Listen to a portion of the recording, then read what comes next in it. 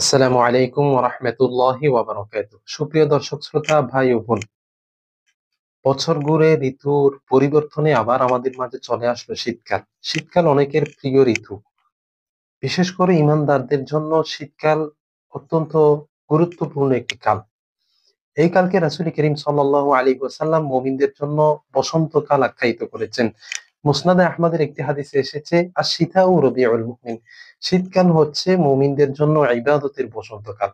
অর্থাৎ বসন্তকালে যেভাবে বাগানে অধিক হারে ফুল ফুটে, তদ্রূপ একজন ঈমানদার শীতকালের সুবর্ণ সুযোগকে কাজে লাগিয়ে সে অধিক হারে ইবাদত বন্দেগী করে। আল্লাহর হাবিব সাল্লাল্লাহু আলাইহি ওয়াসাল্লাম অন্য হাদিসে শীতকালকে আল গনিমাতুল বারিদা তথা শীতল সুবর্ণ সুযোগ আখ্যায়িত করেছেন। এজন্য আমাদের সালাফগণ শীতকালের অপেক্ষায় অপেক্ষমান থাকতেন। আজ আমি একজন মুমিনের কি কি কর্তব্য, শীতকালে একজন মুমিনের কি কি স্পেশাল আমল হতে পারে, তার মধ্যে আমি ৪টি আমল সম্পর্কে আজকে আলোচনা করব। যেই ৪টি আমল আপনি যদি শীতকালে বিশেষভাবে পালন করতে পারেন, তাহলে ইনশাআল্লাহ আপনি আল্লাহ তাআলার নৈকট্য প্রাপ্ত ও প্রিয় বান্দা হয়ে উঠতে পারবেন। তন্মধ্যে ১ম যে আমলটির কথা বলবো সেটি হচ্ছে, শীতকালে আমরা জানি রাত অতি দীর্ঘ হয়ে যায় এবং দিন ছোট হয়ে যায়। এজন্য আমরা পারলে রাতে যদি তাড়াতাড়ি ঘুমায় যাই, অন্যান্য কাজকর্ম থেকে ফারেক হয়ে যদি রাতে তাড়াতাড়ি ঘুমায় যাই, তাহলে পর্যাপ্ত ঘুমানোর পরেও আমরা শেষ রাতে তাহাজ্জুদের সালাত ও কিয়ামুল লাইলের মতো গুরুত্বপূর্ণ নামাজ আদায় করতে পারবো। শেষ রাতে তাহাজ্জুদের নামাজ যে কত গুরুত্বপূর্ণ তা বলে শেষ করা যাবে না। পৃথিবীতে কোনো ওলি, কোনো আল্লাহর নৈকট্য প্রাপ্ত বান্দা তাহাজ্জুদের নামাজ ছাড়া কখনো আল্লাহর ওলি হতে পারে নাই। আতর হো, রুমি হো, রাজি হো, গজালি হো, কুছ হাত নেহি আতা বে আহে সেহরগাহি। এই শেষ রাতে আল্লাহর হাবিব আল্লাহ তাআলা স্বয়ং নিজে সপ্তম আসমান থেকে প্রথম আসমানে এসে বান্দাদেরকে ডাকতে থাকেন। আলা মিন মুস্তাগফিরিন ফাআগফির ওয়া আলা মিন মুস্তারজিকিন ফাআরজুক ওয়া আলা মিন মুআফিন ফাউআফিয়া। পৃথিবীতে মানুষেরা অপরাধীদেরকে শাস্তি দেওয়ার জন্য ডাকে। কিন্তু আমার আল্লাহ তাআলা এত দয়ালু যে তিনি শেষ রাতে প্রতি রাতে বান্দাদেরকে, যারা গুনাহগার আছে তাদেরকে ডাক দেয়, আলা মিন মুস্তাগফিরিন ফাআরজুক। তোমাদের মধ্যে কেউ কি আছো আমার কাছে গুনাহ মাফ চাইবে, আমি গুনাহ মাফ করে দিব। তোমাদের মধ্যে কেউ কি রিজিকে কষ্ট পাচ্ছ, এরকম আছো, আমি তোমাদের রিজিককে প্রসারিত করে দিব। তোমাদের চাকরিতে প্রমোশন হচ্ছে না, ব্যবসা বাণিজ্যে উন্নতি হচ্ছে না, দুনিয়ার বিভিন্ন দুশ্চিন্তা ডিপ্রেশনে আছো, আমার কাছে চাও, আমি দিয়ে দিব। সেরকম তাহাজ্জুদের নামাজ আমরা অতি সহজে পর্যাপ্ত ঘুমানোর পরেও শীতকালে আদায় করতে পারি। দ্বিতীয়ত, যেহেতু দিন ছোট হয়ে যায় এবং দিনের বেলায় তেমন গরম থাকে না, এজন্য কোনো ধরনের ক্ষুধার যন্ত্রণা ও তৃষ্ণার যাতনা ছাড়া রোজার মতো গুরুত্বপূর্ণ আমল আমরা শীতকালের মধ্যে আদায় করতে পারবো।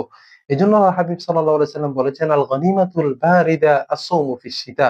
শীতকালে রোজা রাখা এটা হচ্ছে সুবর্ণ সুযোগ। অর্থাৎ কোনো কষ্ট ছাড়া অতি বেশি সওয়াব অর্জন করা যায়। ২ নাম্বার শীতকালের যে স্পেশাল আমলের কথা বলতে পারি সেটি হচ্ছে শীতার্ত মানুষের পাশে দাঁড়ানো।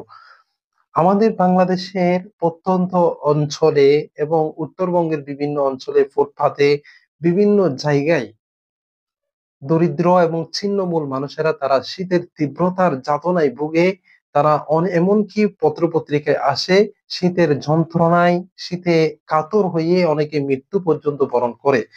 তাদের পাশে দাঁড়ানো, তাদের জন্য সাহায্য সহযোগিতা করা, তাদের জন্য শীতবস্ত্র ক্রয় করে দেওয়া, এটা হচ্ছে প্রত্যেকটা মুমিনের এবং প্রত্যেকটা মানবের মানবিক দায়িত্ব। শীতকালে যেসব আমলগুলোর দ্বারা, যেসব উপায়ে আল্লাহ তাআলার সবচেয়ে প্রিয় বান্দা ও সন্তুষ্টি অর্জন করা যাবে, তার মধ্যে একটি হচ্ছে শীতার্ত মানুষের পাশে দাঁড়ানো। আল্লাহ তাআলা বলছেন, ওয়াহসিন কামা আহসানাল্লাহু ইলাইক।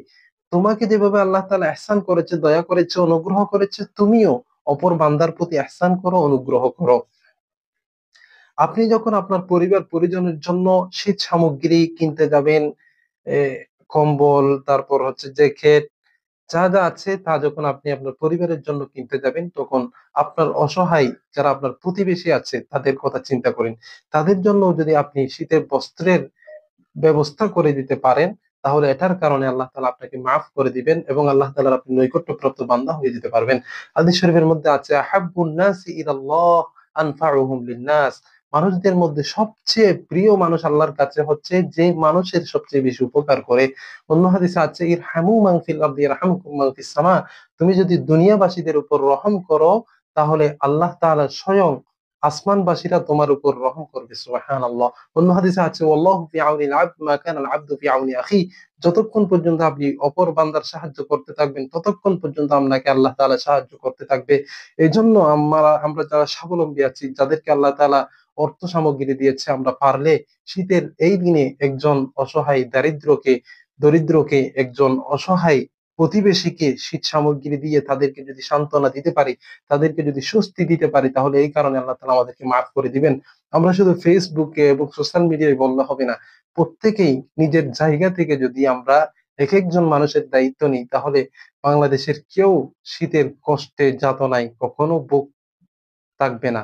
এই জন্য আমরা প্রত্যেকে শীতার্ত মানুষের পাশে দাঁড়ানোর চেষ্টা করব। ৩ নাম্বার, শীতকালের যে আমলের কথা বলতে পারি সেটি হচ্ছে শীতকালের যে তীব্রতা, শীতের তীব্রতা থেকে শিক্ষা গ্রহণ করা, শীতের তীব্রতাকে স্মরণ করে জাহান্নামের কথা স্মরণ করা। কারণ হচ্ছে শীতের যে তীব্রতা, এটা হচ্ছে জাহান্নামের নিঃশ্বাস থেকে। জাহান্নামের মধ্যে ২টি বিভাগ আছে, একটা হচ্ছে গরমের বিভাগ, আর একটি হচ্ছে ঠান্ডার বিভাগ। একটাতে আল্লাহ তাআলা জাহান্নামীদেরকে গরম দিয়ে কষ্ট দিবেন, আর একটাতে শীতের তীব্রতা দিয়ে, ঠান্ডা দিয়ে কষ্ট দিবেন। তো জাহান্নাম একদিন আল্লাহ পাক রব্বুল আলামিনকে অভিযোগ করেছেন, ইস্তাকাতিন নারু ইলা রাব্বিহা ইয়া রাব্বি আকালা বাযি বাযন।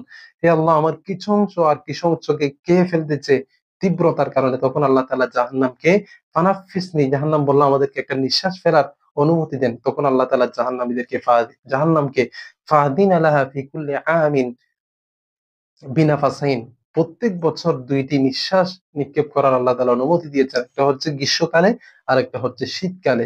শীতকালের যে ঠান্ডা, এটা হচ্ছে জাহান্নামের জামহারিম নামক বিভাগ থেকে। এই জন্য শীতকালের যদি ঠান্ডা আমরা সহ্য করতে না পারি, তাহলে জাহান্নামের যে তীব্রতা, এটা আমরা কিভাবে সহ্য করব? এই জন্য জাহান্নাম থেকে পানাহ চাওয়া এবং জাহান্নামে যেসব কাজ করলে যায় সে সমস্ত অপকর্ম, খারাপ কাজ থেকে বিরত থাকা, এটা হচ্ছে শীতকালের সবচেয়ে বড় শিক্ষণীয় বিষয় এবং স্পেশাল একটি আমল। ৪র্থ নাম্বার, শীতকালের যে আমলের কথা আমি বলতে পারি সেটি হচ্ছে শীতকালে আমাদের শরীরটা শুকনো থাকে, ফলে আমাদের গোসল এবং অজু ঠান্ডা অবস্থায় করতে কষ্ট লাগে। তবুও যদি ভালোভাবে আপনি অজু করতে পারেন, তাহলে আপনার জন্য আল্লাহর হাবিব সাল্লাল্লাহু আলাইহি সাল্লাম বিশাল সুসংবাদ দিয়েছেন। আল্লাহর হাবিব সাল্লাল্লাহু আলাইহি সাল্লাম একবার সাহাবায়ে কেরামদেরকে বললেন, আলা আদুল্লুকুম আলা মা ইয়ামহুল্লাহু বিহিল খতায়া ওয়া ইয়ারফাউ বিহি দারাজাত। হে আমার সাহাবীরা, আমি কি তোমাদেরকে এমন কয়েকটি আমলের কথা বলবো না, যেগুলো যদি তোমরা করো তাহলে তোমাদের সমস্ত গুনাহকে মাফ করে দিবে এবং তোমাদের মর্যাদাকে আল্লাহ তাআলা বৃদ্ধি করে দিবেন। তখন সাহাবায়ে কেরামরা জিজ্ঞাসা করলেন, ইয়া রাসূলুল্লাহ, এরকম একটি মহৎ আমলের কথা। ক্বালু বালা ইয়া রাসূলুল্লাহ, কেনই বা আমাদেরকে বলবেন না, আমাদেরকে নিশ্চয় বলেন। তখন আল্লাহর হাবিব সাল্লাল্লাহু আলাইহি সাল্লাম ৩টি আমলের কথা বলেছেন। তন্মধ্যে প্রথম আমল সেটি হচ্ছে ইসবাগুল উযুই আলাল মাকারি, অর্থাৎ শীতের কষ্ট, ঠান্ডার কষ্ট সত্ত্বেও ভালোভাবে কেউ যদি অজু করে, তাহলে এটা তার জন্য তার সমস্ত তার সমস্ত গুনাহ মাফ হয়ে যাওয়ার জন্য যথেষ্ট হয়ে যাবে। সুবহানাল্লাহ। আরো ২টি আমলের কথা আল্লাহর হাবিব সাল্লাল্লাহু আলাইহি সাল্লাম এই হাদিসের মধ্যে বলেছেন। এজন্য আমরা শীতকালে অনেকেই আছি, শীতের ঠান্ডা থেকে বাঁচার জন্য অজু করি না, নিজের পেশাব পায়খানা এবং নিজের হাজাতকে চেপে রাখে আসরের অজু দিয়ে এশারের নামাজ পড়ার চেষ্টা করি। এরকম করা যাবে না। বরং কষ্ট হলেও যদি আপনি অজু করেন, তাহলে আল্লাহ তাআলা আপনার সমস্ত গুনাহকে মাফ করে দিবেন। এই ৪টি আমল আল্লাহ পাক রব্বুল আলামিন আমাদেরকে শীতকাল উপলক্ষে আমল করার তৌফিক দান করুন। আমিন। আসসালামু আলাইকুম ওয়া রাহমাতুল্লাহ।